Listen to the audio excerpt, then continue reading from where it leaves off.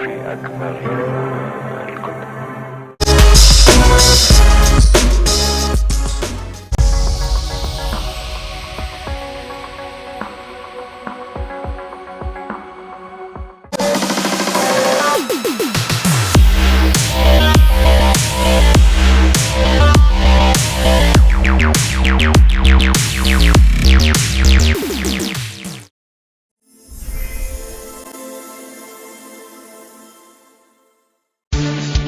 Congratulations, you have found the Lambcast, the official podcast of the large association of movie blogs, also known as the Lamb. The Lamb is the largest collective of online movie blogs and podcasts with 2,000 members and counting. Every week on the Lambcast, various members of the Lamb community get together to talk about our favorite subject, movies. So bookmark the Lamb and follow us on social media. Be sure to join us each week to hear a lively discussion of films and movie-related talk from our members. Join the flock at largeassmovieblogs.com. Hello, everyone. I'm Richard Kirkham of the Lambcast, the new version. And this is episode 779. This week, we get a reboot of a franchise that was put to bed when the original star was 67 years old. So how did we refresh it? By casting a 73-year-old in the lead. The original Naked Gun movies were the brainchild of Zucker, Abrams, and Zucker, the guys who basically invented this form of comedy with Airplane. And none of them had anything to do with this film. This comes from producer Seth MacFarlane and writer-director Akiva Schaffer, assisted by Doug Manda and Dan Greger, writers who have worked with Schaffer on previous projects. Descended from a long line of bumbling detectives like Inspector Clouseau, Ace Ventura, and Fletch, Sergeant Lieutenant Frank Drebin Jr. owes a lot to the mayhem that came before him and to the bad puns that will leave the audience laughing at dad jokes. We don't have any bumbling detectives on the show, but we do have some less than sure-footed lambs to talk about this legacy sequel. Matthew Simpson of the Awesome Friday podcast, can I interest you in another cup of coffee or a chili dog? Yes, you may. Well, I'll get both of those for you and hand them to you immediately. Howard Casner of Pop Art, no longer can UCLA after relocating to Houston, but I bet you can see plenty of electric cars. Well, I've changed my name. I'm now Cherry Roosevelt, Fat Bozo chowing down on spaghetti, if you don't mind. I don't mind. I'm just never going to remember all those lines. And returning to the show after a 6-year absence, maybe I should have offered him a seat. Courtney Small. It is a pleasure to be back, and watch out for those little girl guides. Well, we have an absurdist comedy here that's full of slapstick and bad puns and visual jokes galore. And one of the things that's always puzzled me is how you talk about a comedy movie like this. And so we're about to find out how it all works out. We did Top Secret as a movie of the month a couple of years ago, and I think we spent most of our time just reliving the jokes in the film. Hopefully we don't just do that today and we find some other way to hang our hats on this movie, but we're going to start with our general thoughts about the movie. Howard, let's start with you. What were your general thoughts on the movie? Were you satisfied? Did you think it worked? Well, I think it works, and it's very, very funny. I do think it is. There are two ways I think that it's different from the original that I find interesting. One is the casting of Pamela Anderson, who is obviously older than the sort of actor you would normally cast in that role. Someone says she's age appropriate, and she does look it at times. And I thought that was great. Instead of having this creepy relationship between someone very young and someone rather old. The other thing I thought was interesting is that the directing style is a little different. And I kept trying to figure out why. And it's sort of directed a little more seriously than like Airplane or the original Naked Gun. And one thing I did notice is sometimes they would cut away and have a reaction shot instead of having the reaction shot within the joke and make another joke. I don't know if that makes sense, but it's why the pacing's a little different for this one too. This one doesn't quite have the pacing of the other one. But overall, I thoroughly enjoyed it. I'd see it again. I'd watch a sequel. I'm on board. Well, I assume if it does well enough, we'll certainly get a sequel. I'm not sure Yeah. what number they'll put on it. They were a little more creative with the previous trilogy, so I'm sure they'll come up with something interesting if it happens. Courtney, how about you? What did you think of the film in general?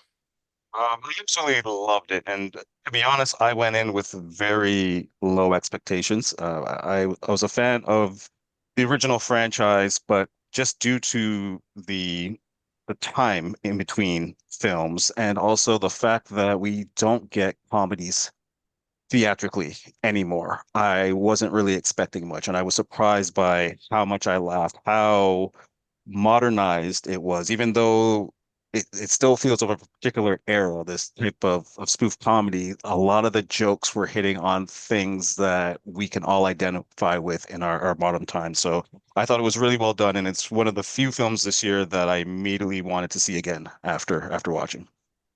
Well, I definitely think that there are enough jokes in it that you miss the first time through that seeing it a second time will probably be rewarding. Because Exactly. I know that there are visual jokes that went by me and I could kind of see them out of the corner of my eye, but I wasn't always focused on them, trying to catch the verbal jokes, and half of those I missed too. Matthew, what was your general impression of The Naked Gun? So as a lifelong Zucker Abrams and Zucker fan, this movie made me incredibly happy, as it is the first movie, I think, since the last one they all worked on, which I think might have been the second Naked Gun, if memory serves. Anyway, that really recaptures like their magic, their particular brand of magic. I think that it's interesting. I think what Howard was saying about the cutting to the reaction shot for somebody else instead of staying in the joke is an apt point. However, I don't think that's a bad thing. I think it's just an interesting thing. Um, and Right. I agree. Yeah. yeah, and but I think that like the joke a minute pacing, like this is definitely captures that magic of like, oh, you didn't like that one joke, just wait 30 seconds for the next one. Um, and the casting Neeson to do like deadpan delivery of the ridiculous is basically as inspired as casting Leslie Nielsen to do it in the past, and Robert Stack in Airplane, and Lloyd Bridges in Airplane. Um, and I laughed throughout. In fact, I'm pretty sure that I was the loudest person in my cinema. And I also can't wait to see it again, pretty much entirely because I was laughing so much. I know that I missed jokes. Um, but also because like you were saying, there's a number of jokes in the background. There's tons of jokes in the background, which are my favorite. I was on that Lambcast episode for the Top Secret, Yeah. and I think you probably remember me talking about how some of my favorite jokes are like the offhand jokes that aren't really called out, like the fact that they're pulling cold cases out of a freezer in this one. Um, so yeah, I this What a movie makes beaver. me or the beaver, yeah. Yeah, so this movie makes me very, very happy. It is certainly going to end up on my top 10 of the year list. So I'm very happy. Well, I tell you, my reaction has been surprise for this movie. Saw the trailer and I was not all that excited about it. The concept of Liam Neeson disguising himself as a schoolgirl and revealing himself to the bank robbers when he gets in there, that that's silly, but it feels like it's silly in a different way from the things that happen in the earlier Naked Gun films. And I thought if that's the way it's going to go in the movie, it's not going to be very good. I did kind of like the one part in the trailer where they're all looking at the pictures of their fathers, and we do get the one uh, reaction shot to the OJ picture, and I thought that was a good laugh on that. And I'm going, okay, so it going in, it's 50-50. It's, some things don't look like they're going to work. Some things look like they might very well work. And I was surprised as I was looking around for people to join the show. I was stalking people on Letterboxd, and that's how I got Courtney to join the show. Several people are very enthusiastic about the film, so I went in with low expectations but high hopes because the reactions seem to be strong in favor of the movie. And I'm going to agree with you guys. I think that it works for the most part. It's very funny. There are lots of things that were entertaining about it. Liam Neeson does the same kind of thing that Leslie Nielsen did, just doing the deadpan kind of playing it straight against the comedy that's going on in the background, and not, he's just leaning into the seriousness of the character and ignoring the absurdity of what he is saying and doing at any given time. I, of course, am a notorious fan of bad dad jokes, and this movie has dozens of them. So I was also quite enthusiastic about that. The reference that I made earlier to take a seat, I don't need to. I have several at home already. I just said, yeah, that's exactly the kind of stupid laugh that I'd be looking for, and I appreciated that it was going on in the film here. The movie looks good as well. There are a couple of things about it that I thought were, like I said, wonky. That opening scene was a little iffy to me. Um, so that was a reservation I have. And then later on, there's another sequence that is funny, but it does feel a little bit out of place with the way that they have been making the film. So I'm sure we'll get a chance to talk about those things. Uh, so that's how we're starting generally. I was also going to ask if you thought it measured up to the previous films. Has it been a while since you've seen the films, or are you guys such loyalists that you know them by heart? Courtney, you've seen the other three Naked Gun films, I'm sure. Yes, I did. I rewatched the first two just to refresh my memory on like the plots of them, because I'm sure many can agree there's so many jokes that I remember gags from the originals, but I can't remember what the actual cases were. So it was kind of fun revisiting that. And I actually got to show my son, I think, the second one, because he walked in when I was watching it. I did not watch 33 and the third again because I remember not liking that as much. I didn't kind of want to sully my memories of the franchise, but it was good to revisit that, and it even sent me down the path of like revisiting some of the Austin Power films and a few other spoof films, just because again it's been so long since we've had a really good spoof film, and I do think that this one measures up. To me, this kind of replaces 33 and the third in the canon. Is like it's wonderful. I really enjoyed it, and I understand what you were saying about the tone, especially in the opening where it feels a little more John Wicky and the with like of a seriousness with the action, but I kind of like that as well because you're bringing the newer audience that is kind of used to that type of action film and that type of style of editing, and then saying, "Hey, a lot of you probably haven't seen these type of great spoof films, so we're going to use this as a segue to bring you in, and then really hit you with the laugh." So I do think this one measures up to the previous ones. Yeah, well, when you're going to parody something, you probably need to parody things that people are familiar with. And most audiences nowadays are going to be much more familiar with those kinds of John Wick films and, those action sequences than they will be with the traditional uh, cop dramas of the 70s that were being parodied by the original series. So I think it does update those things pretty well. Howard, do you think it was a credit to the legacy of the films? Well, I think it's a credit to it. I liked all three. I also liked the last one um, in the original series. I think if anything's missing, it's not quite as anarchic as the first. There aren't quite as many jokes. As someone said, if you don't like this joke, there'll be another one in 30 seconds. For me, it's like if you don't like these three jokes made in 1 second, you'll have three more in 30 seconds, which is how the original one was. I think this did hold back a bit, but I really enjoyed it. And I think it does do credit uh, in the long run. I'm not sure that the original makers are happy about that because I don't think they wanted this movie to get made because they thought it was going to be terrible. And if they find out it really wasn't, it was actually very good. I wonder if they'll be even madder.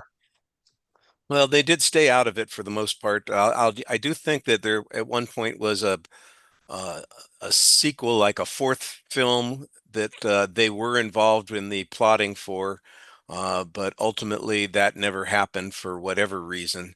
I'm sure internal Expensive. studio politics are a big part of it.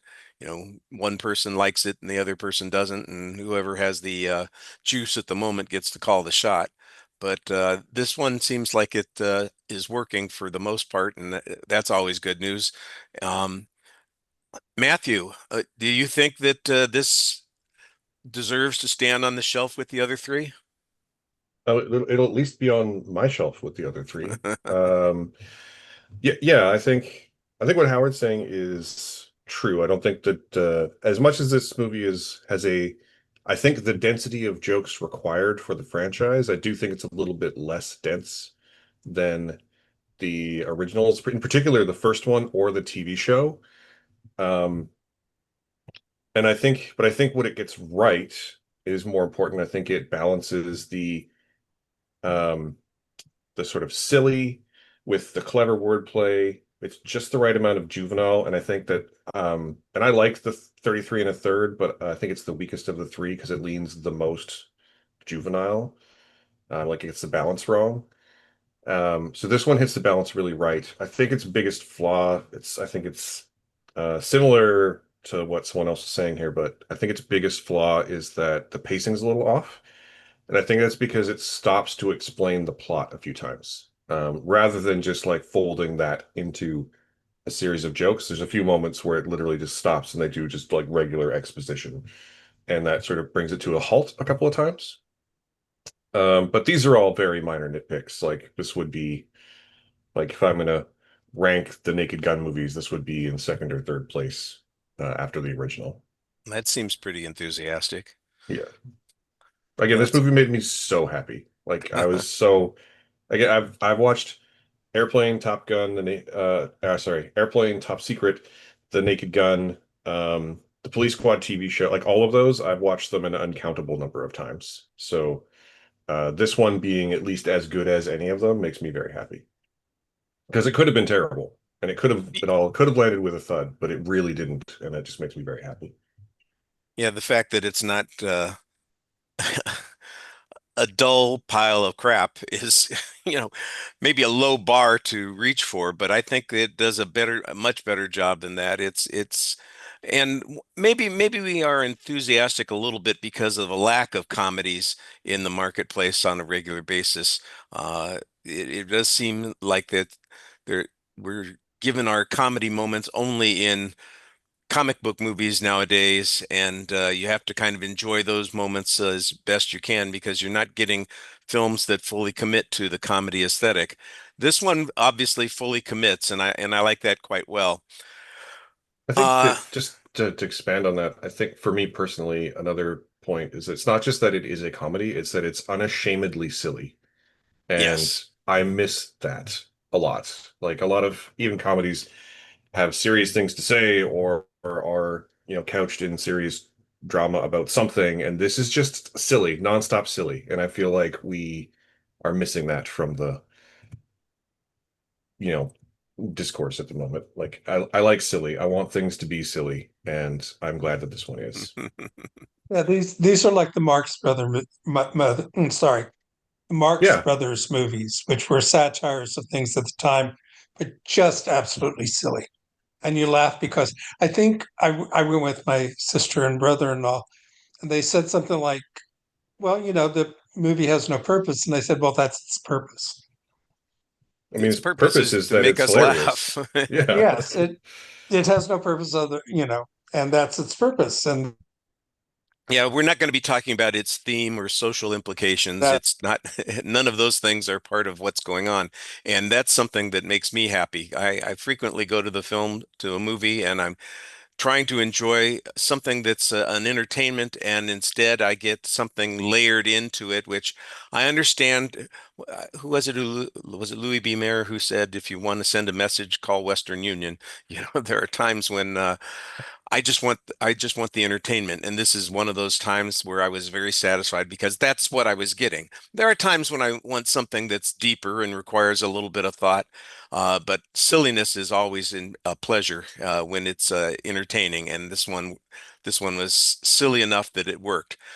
Which, like I started to say, I was a little worried about.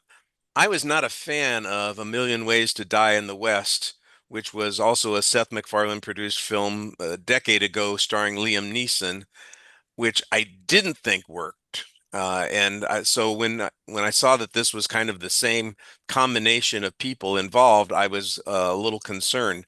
But the writers and the director seem to have tackled that subject a little bit more effectively. I don't know the work of the Lonely Island people all that well. I know that they have had a lot of successes. I have never seen the Never Stop Popping, whatever pop star thing, or Hot Rod, which were the two films that I saw on the director's filmography that I'd heard of, and so I don't know how they compare, but I do think that obviously there's a comic sensibility there that is part of what's going on, and the writers worked with him. I was it just like 3 or 4 episodes ago, Todd was talking about the Chippendale Rescue Rangers movie from a couple of years ago, and Akiva uh, Schaefer, yeah, Schaefer Schaefer. was responsible for that, and the two guys who worked on this film with him, redoing the script, also worked with him on that film, and Todd was very enthusiastic about that movie because it kind of parodies the original idea, updating it a lot, and which sounds like it probably is the same thing that happened with this movie.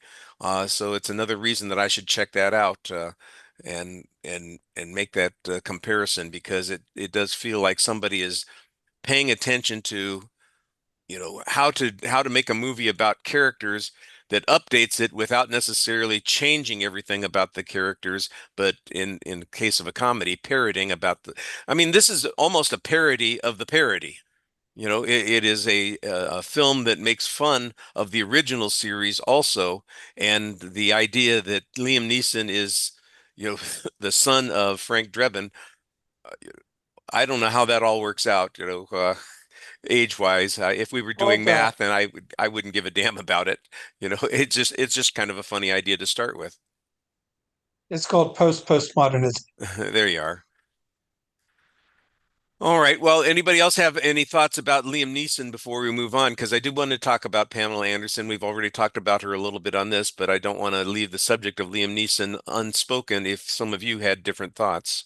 Well, I just had one quick thought. I guess it kind of ties into what you were just talking about the updating and the also just the comedy for being silly sake. I think one of the problems that we've had in recent years, and I think a lot of this goes back to the domination of the comic book films for, I'd say, 15 years of just being an unstoppable force, is that everything gets pushed to the side. So if you're not the big budget comic book film, then your only purpose must be for awards and prestige, which is why they stopped making comedies. If anything, we get mostly dramedies, and the dramedies have to be super serious, have some kind of deep meaning for it to get acknowledgement, awards, blah blah blah. I found this film refreshing because yes, it's super silly, but there's also a lot of jokes that you could say are making a point, making a message, but it's beating you over the head. Or, because there's jokes about sexual harassment, there's jokes about police brutality, there's Oh like a yeah. lot of running gags, that there's a whole through line about modern masculinity and like the Elon Musk, Andrew Tates of the world. Like it's all there on display. But because it's done in such a silly form, if you don't want that message, if it doesn't register, that's fine. You can still have a good time. It's one of the rare films where anyone can just go and see this film, regardless of whatever your beliefs, things, and have a good time. You'll each get something different out of it, but I think that's kind of refreshing. And I think we almost have to train audiences again to be reminded that hey, comedy can be silly, it could be risque. You could have.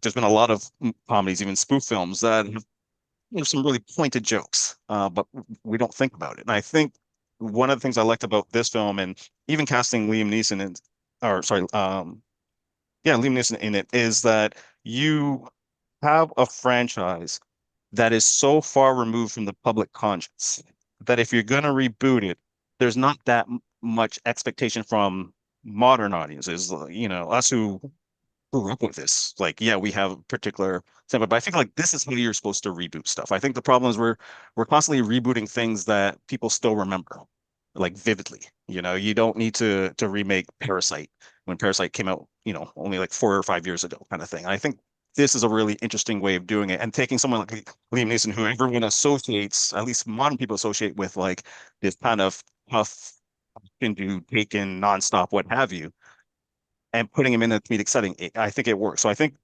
the way how they constructed it was quite brilliant for this particular generation. Yeah, no, I think the idea that Liam Neeson has been in all of these action films, I mean, it's basically been an annual thing. In January or February, we got a Liam Neeson film where he kills people for 2 hours, and we enjoy that. But and it's serious. There might have occasionally been a laugh because of some horrible thing that he did in the movie, but mostly it's seriousness, and levity is not on the menu. Uh, and then transplanting him to this film and to this format really is kind of a direct parody of those kinds of choices, and I think it works really well. Right. Well, let's talk about Pamela Anderson. It's already been mentioned that she's more age appropriate than we get in these kind of films. Uh, Age appropriate or not, was she good enough for you? Yes, 100% yes. I thought she was great. Did you like her scat? Um, that was great. No, I don't think that was her voice, but that was great. Apparently, I've seen her on the press tour, and apparently, like that is her. And Is it really? she did like play in a jazz band when she was young. Although this particular scat, according to an interview that I saw with her, this particular scat was not like ad-libbed, like it was pre-written. Um, but it is apparently her, and she said she had a great time doing it. Yeah, she is. She is. I'm going, boy, this is a great scat singer. Can this really be Pamela Anderson? But I guess it was because, yeah.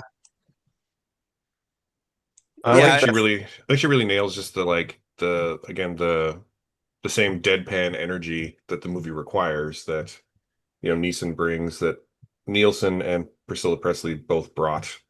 Um, I think she really nails that. I think she's probably always been a better actor than we've ever given her credit for, but her ability to like deadpan her way through this ridiculous material is very refreshing and very like I know she's on a bit of a career comeback or upturn at least, and I hope this like catapults her to the next level. Yeah, that was going to be the point I was just about to raise. I think, like I'm enjoying this. I don't know, do you want to call it a Pamela Sance, whatever the resurgence, reconnaissance Yeah. resurgence that she's having. But I think we also forget that she always had comedic timing. I think just because of Baywatch, she got labeled as the sex symbol that people forgot, like the times when she'd be on like Mad TV as a guest spot or doing SNL. It's like, no, she's actually got great comedic timing. It's just no one really thinks of her in that particular light. And with this and the last showgirl, like I'm really happy to see that she's coming back in the public eye, but also being able to kind of like reshape her own narrative.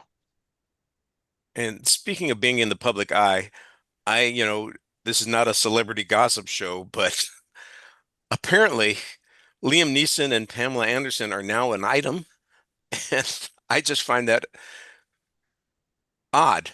You It's a know, it's adorable though. I don't know if It you is, Nothing yeah. wrong with it. It just, one of those things that I wouldn't have expected. And like I said, it's not something that I spend a lot of my time thinking about. But when I read that, I went, "Huh, how interesting." Well, And it's been he is a really widow, so he deserves to be happy. they both deserve it. It's interesting. It's actually really interesting just watching their press tour because they're like you can basically if you go seek out any of their like press appearances or other like the promo material they've done, like you can basically kind of watch them like falling in love in real time, and it's the most adorable thing in media today, I think.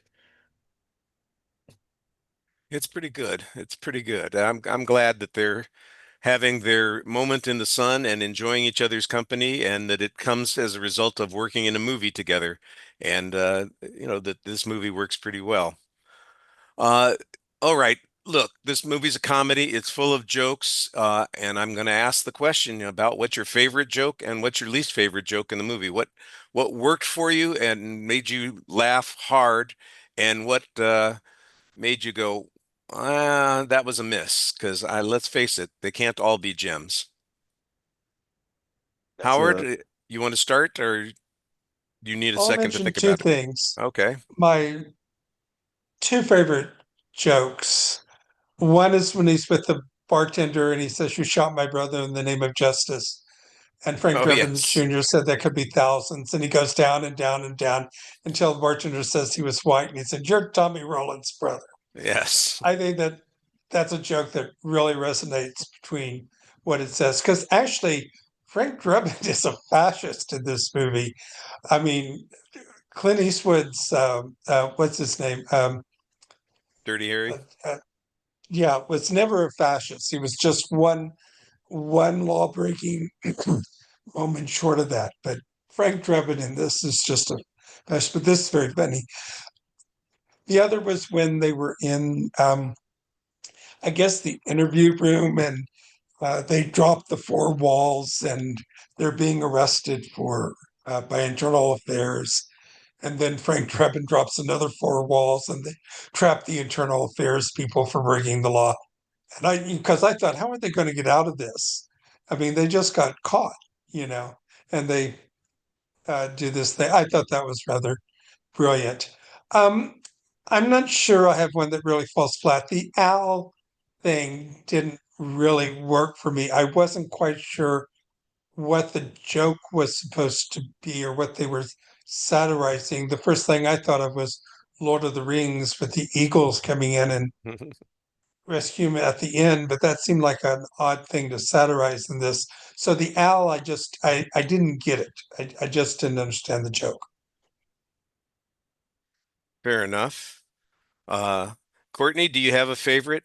Either a visual joke or one of the lines that made you laugh? Well, I took the straw in the back one because I've been thinking about that one and still laughing about that one for days now.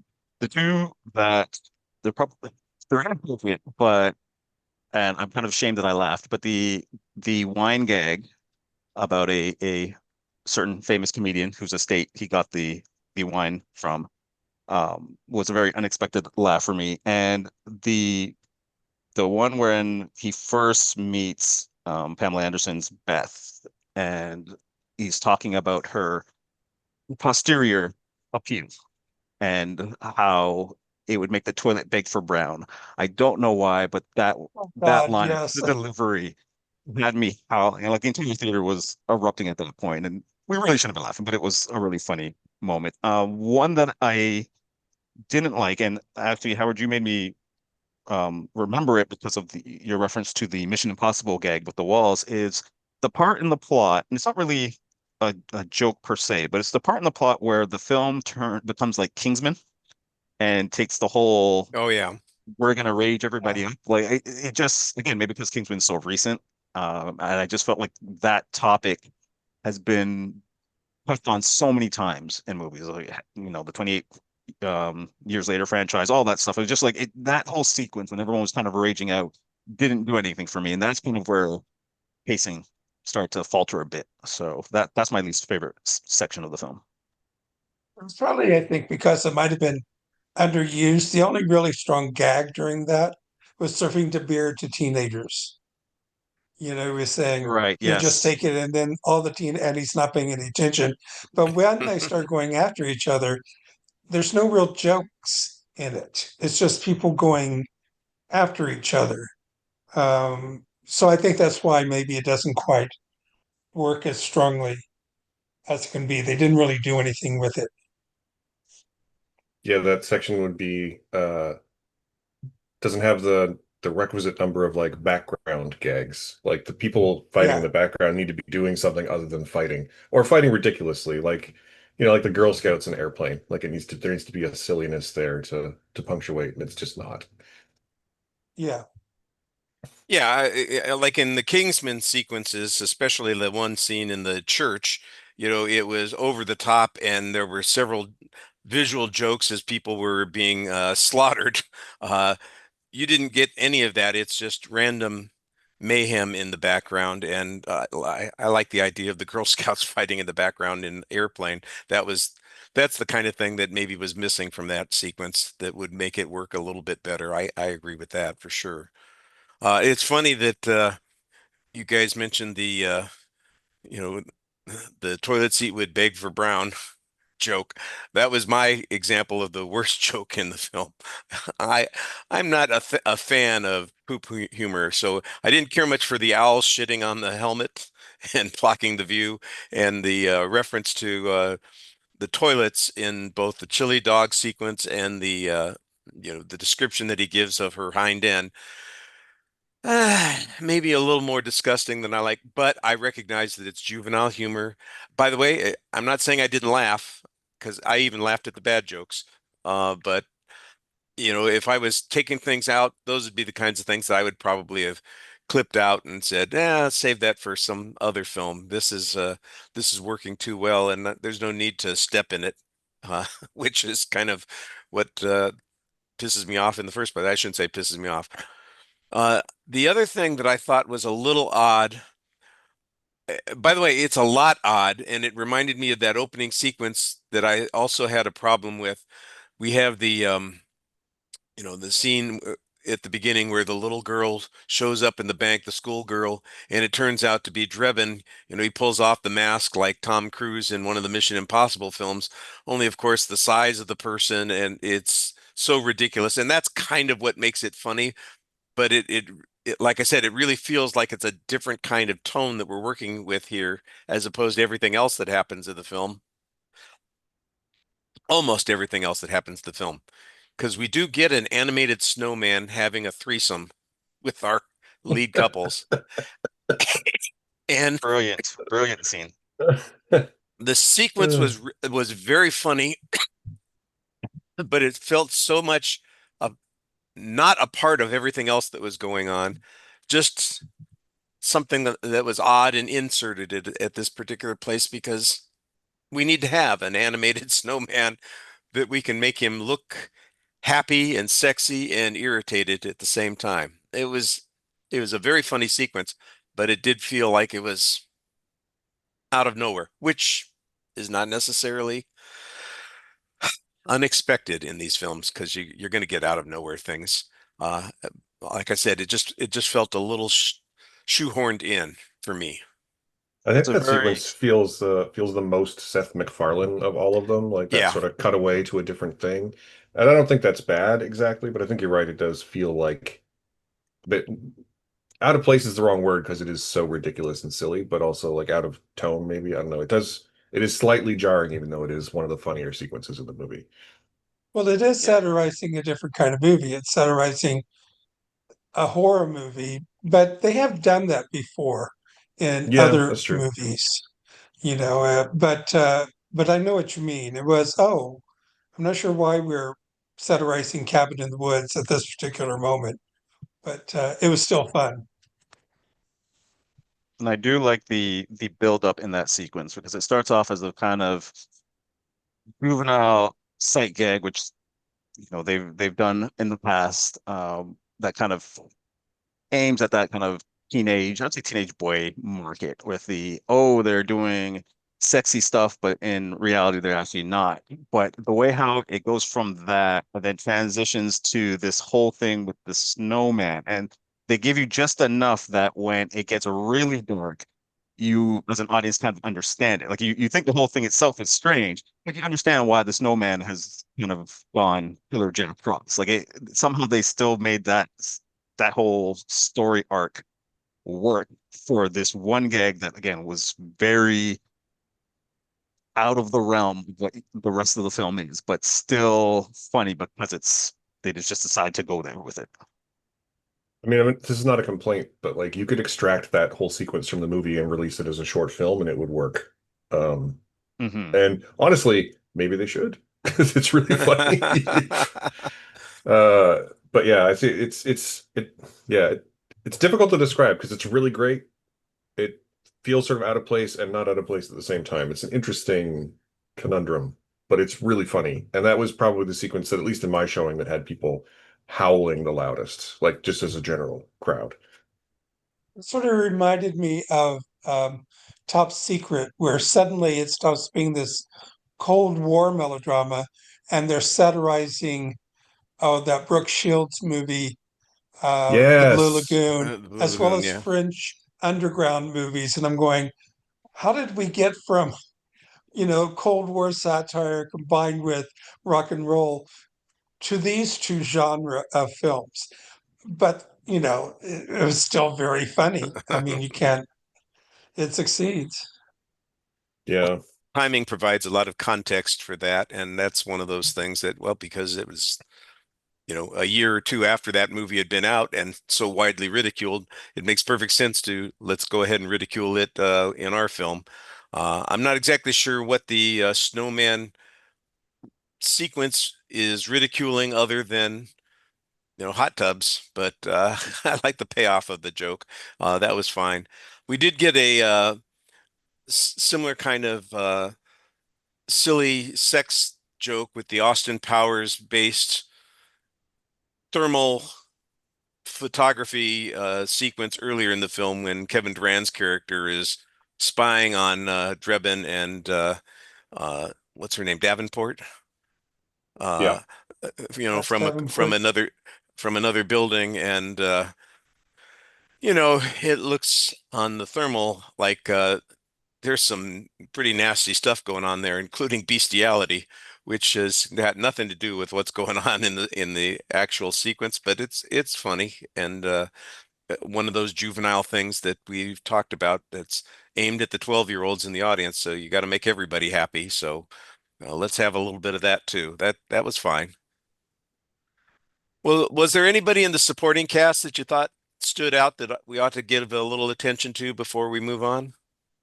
So before we move on, I just wanted to say my favorite joke, because I didn't go, Oh, I'm uh, sorry. is because everyone's talked about the big jokes, so I just want to take a moment to highlight things like the things that really make these movies work for me are things like PonziScheme.com Arena Yes. and you can't fight City Hall, Frank. Yeah, it's a building. Like it's just like the really dumb, like one-off, like silly throwaway jokes in this basically all land, and I loved every single one of them. Well, the Um, opening where he gets the thing and it's plot device. yeah, plot device or Yep. the opening like monologue where he's like, I woke up in my cop apartment and cried cop tears over my dead cop father. A perfect morning? Sure. Yeah, like all of those jokes are what really make these movies for me, and I wanted to highlight that they basically all work in this one. Well, thank you for throwing that in, and I'm sorry that I skipped over you. I didn't mean to do that. I just thought that all the joke references had been made, and I didn't.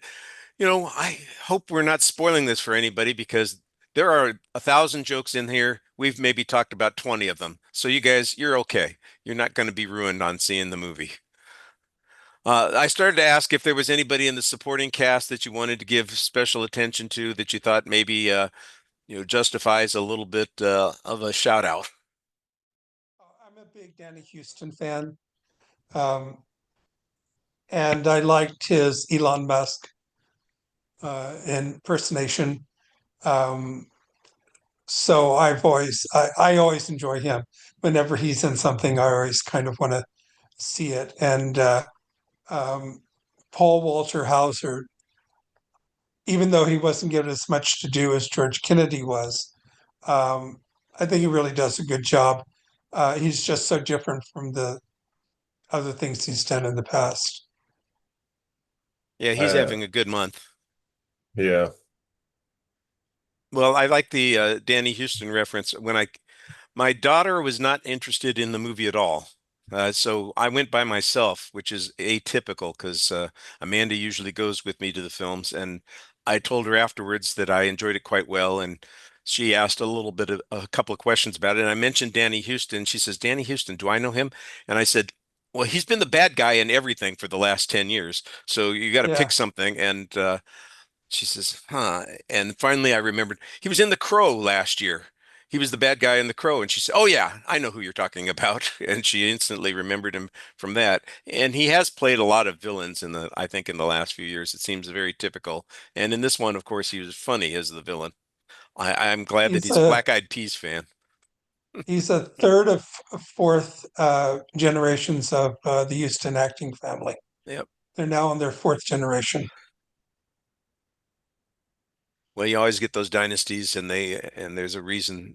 I don't want to make a Genes reference here because that's probably too stupid. Yeah. Want to So be canceled. we'll leave it at that. Well, let's talk about final thoughts and see if there's anything else that you guys wanted to include in your discussion here before we call it quits on this and take a break to hear from a fellow Lamb Podcasting Network show. Anybody have final thoughts or something else that they wanted to add before we move on? I just want to add, I mean, in the conversation about the supporting cast, I think they all do a great job, even though a lot of them don't really have much screen time. And I think about CCH Pounder as Chief Davis and how, her scenes are brief, but they're quite funny. And part of what's the humor of that is not necessarily performance, but like the situations and the circumstances and the particular individual that's always around when she's doing her police work with Drebin. But I also like, since you mentioned the Black Eyed Peas, there's a lot of, I don't want to say dated references, but there's a lot of passionate jokes about things that were big in pop culture, like maybe 15, 20 years ago. Like, the Sex in the City, the Buffy TV series, Black Eyed Peas. Like, there's a lot of lengthy jokes about it, which I wasn't expecting, and I thought was kind of refreshing because I thought it was just going to be a lot more modern gags, which they do have. But I like that they pulled these references that I was like, no one has thought about this in a long time. So that was kind of nice to revisit that as well. Yeah, my guess is that almost nobody seeing this film is going to get the TiVo joke. Yes, yes. Well, Howard, Matt, anything else that you can think of that you wanted to talk about before we close this out? No, I mean, no, I'm just going to echo that I thought Danny Houston was great. He actually delivers, and I'm not going to say which one it is, but he actually gets my least favorite joke in the movie. Um, but other than that, I thought he was pretty brilliant. Like, just to triple down on the like, the actors need to nail the making the ridiculous seem mundane, and he does a really great job with that too. And I just also wanted to say with this movie, I really appreciate with this movie and with Superman last month that the bad guy is someone we can recognize from real life and we get to beat him for a change. In both cases they were pastiches of, Elon Musk and the Peter Thiels of the world. And in both cases they actually lose. And I like that. I feel like we need that in our media. So that made me happy too. Well, the Kingsman reference that we had from the whole plot of the rage kind of effect that they're producing here, reminded me of the Samuel Jackson character. And although that character was played much more for laughs in Kingsman, uh, the Danny Houston part, it's funny because it comes across more seriously, despite the fact that it's really a movie that's based in comedy. Uh, I thought his character came across a lot less silly than the Samuel Jackson one from the original Kingsman, although it's the same plot device that we're basically dealing with here. So it's an odd comparison that we've got going on with these billionaires. I like the environmentalist approach that I mean, basically Samuel L. Jackson in Kingsman is Thanos with an environmental motivation. I don't really think that the motivation of Danny Houston's character in this is anything other than that evil billionaire trope that we get so often. And I thought it was fine. I think it would have been more fun if there'd been a little bit more to it than that, but it worked okay with me. Yeah, there's probably something to be said about the difference in the Kingsman bad guy and this bad guy being like a funny character in a not funny movie versus a Right. straight character in a funny movie. I think that's Yeah. probably why it stands out a little more. Um, and yeah, he's basically a Bond villain though, so like it's Yes. it's fine. It's yeah. The traditional Bond villains going on there. Well, I'll just throw out a little shout out to Weird Al Yankovic, who appears in once again another Naked Gun movie uh, for no particular reason except that he's Weird Al Yankovic, and I'm always a fan of seeing Weird Al someplace, so that's good for me. Okay, we're going to take a quick break here to hear from a fellow Lamb Podcasting Network show, and then we'll be back with our exit question of the week. The Blueprint Review podcast is a monthly show where writers from the Blueprint Review website get together for a loose conversation about a wide range of films and physical media. In the show, the team reviews at least one previously unwatched disc from their individual collections, as well as talking about upcoming releases that they're excited about. So, if you're into films and shiny discs, go check out the Blueprint Review podcast. You can find us on most major podcasting platforms. We're back, and it's time for the exit question of the week. Given that Leslie Nielsen famously stepped into comedies in Airplane after a career playing serious roles and secondary characters and romantic leads in, hardly ever anything that you would call a light comedy. I mean, I think he was the villain in Columbo episodes, and of course, he was the handsome lead in Fantastic Planet. You know,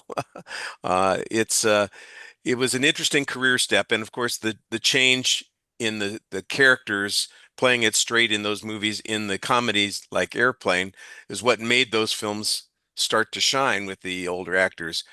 Liam Neeson stepping into the same kind of situation here, going from a serious guy who's been playing in action movies for the last 10 years where he's killing a bunch of people to, he's still killing a bunch of people here, but now he's doing it. They got to take a number to get their asses handed to them.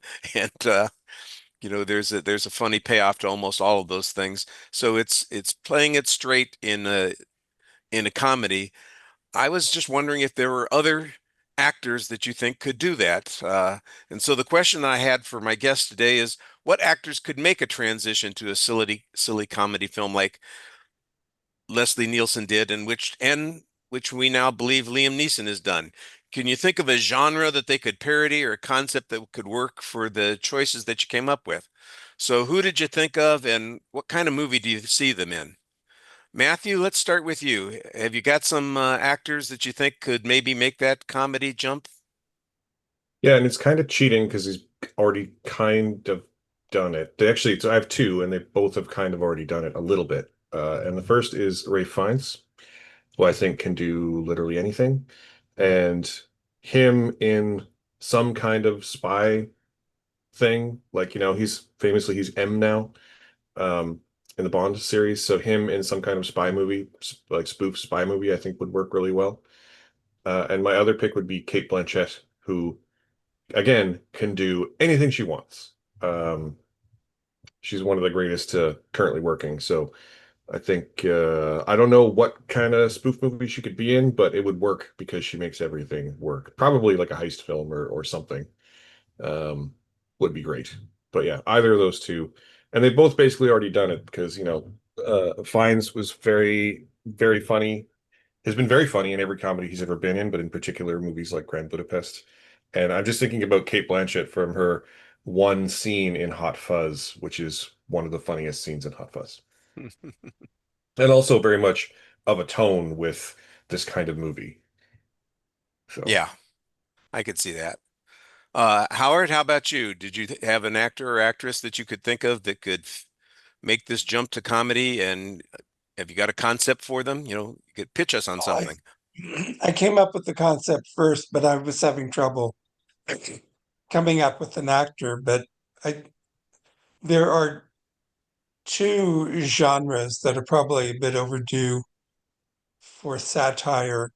One is faith-based films. There are just so many out there now. The problem is they're almost self-parodies as they are, but I think it's about time to do a Naked Gun approach to faith-based films. The other would be time loop films. It's probably time to do a satire of time loop films. But I was having trouble coming of someone as satisfying as Leslie Nielsen or Liam Neeson here. Many of the ones I would think are dead. So, I mean, it would be great to have Charlton Heston in the faith-based films satire. But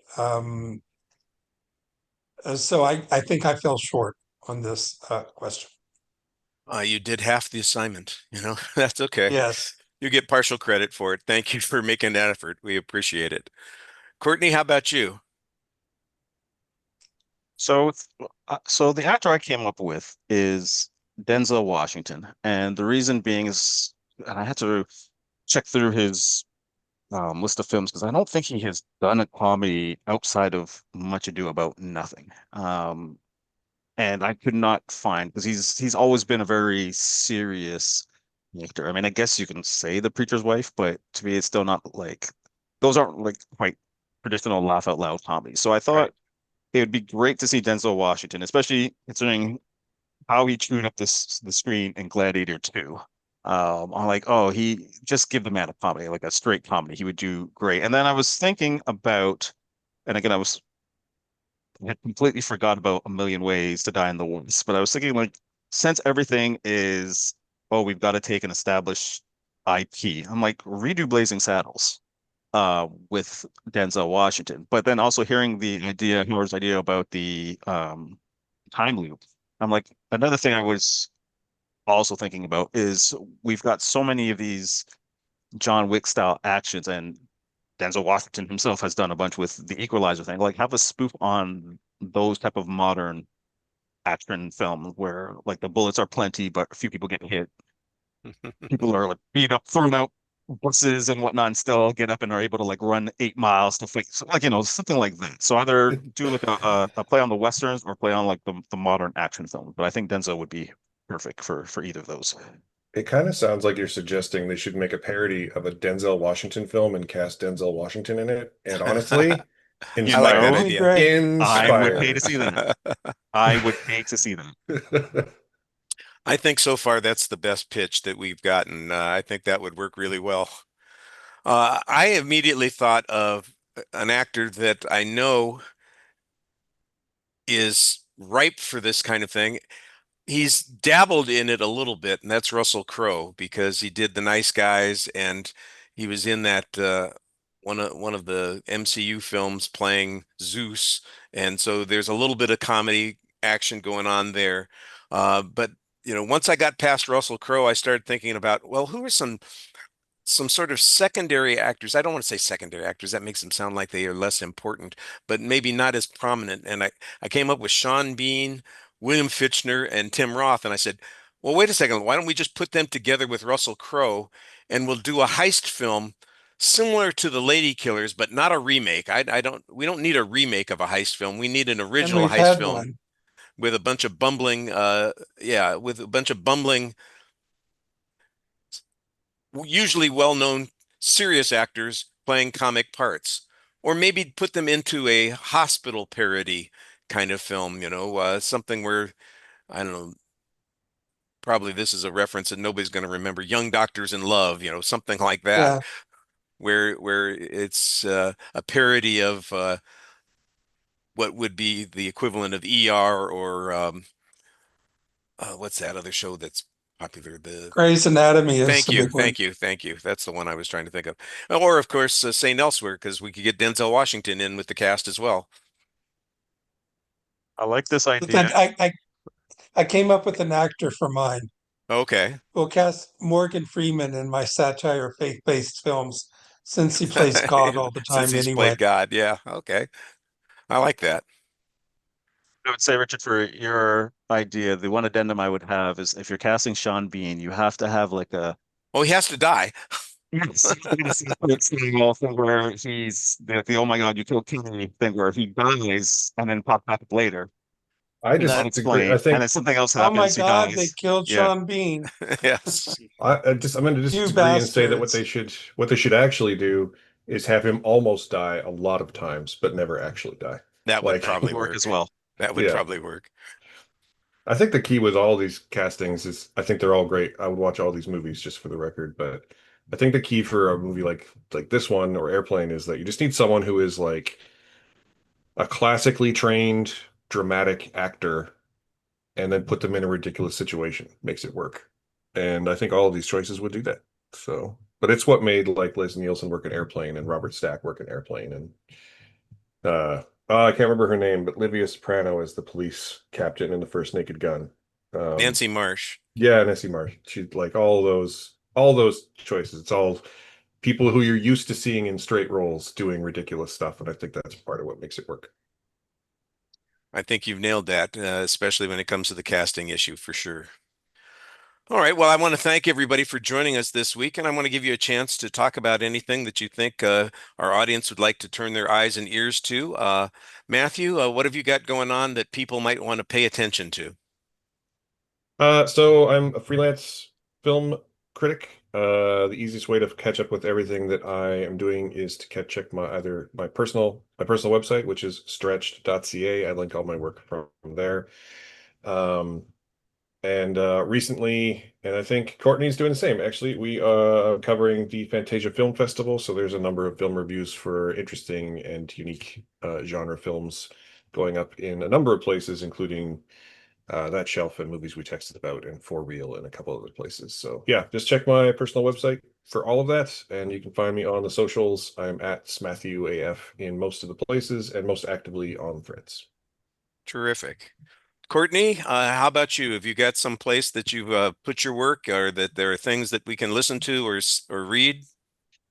Yes, you can. I usually link a lot of the stuff I do similar to Matthew, freelance. So I write for different publications, but on Cinema Access, I usually have links to that. So the links to the Fantasia stuff that I wrote over at that shelf. I think over at that shelf, I also reviewed The Bad Guys 2.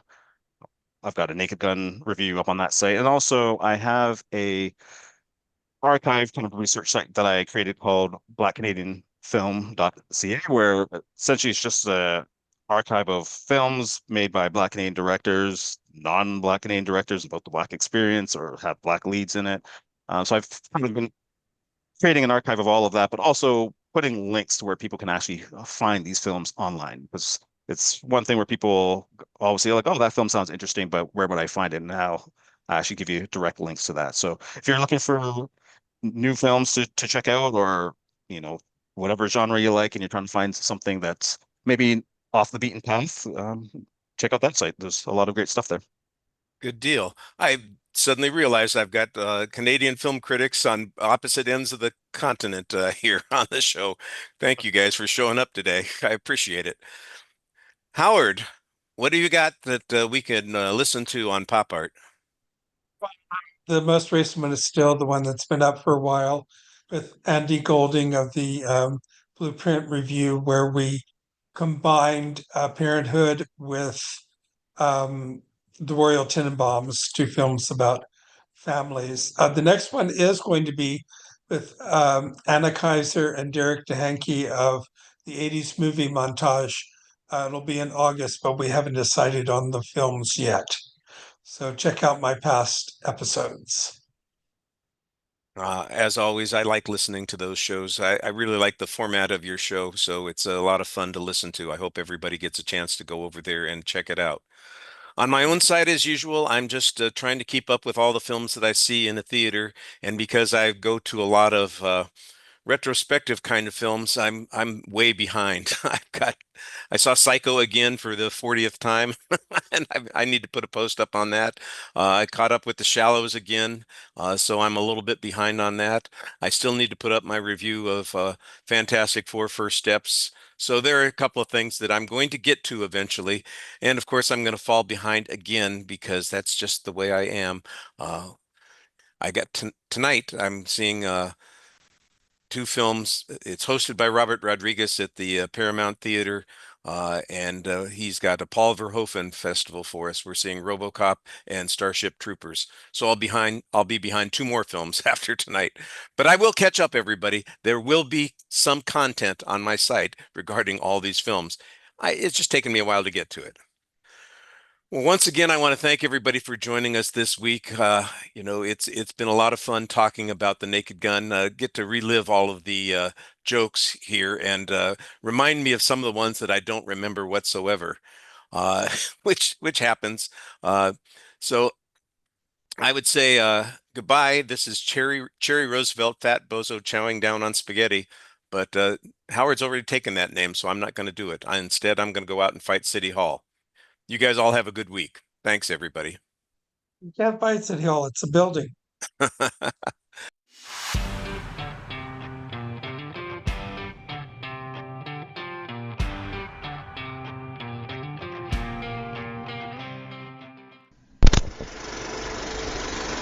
You've been listening to the Lambcast.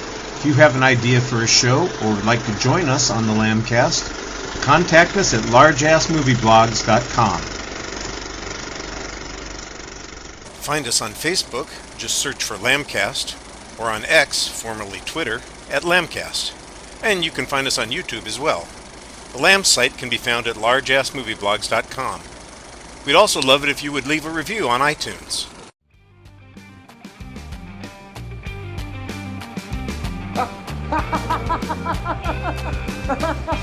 It's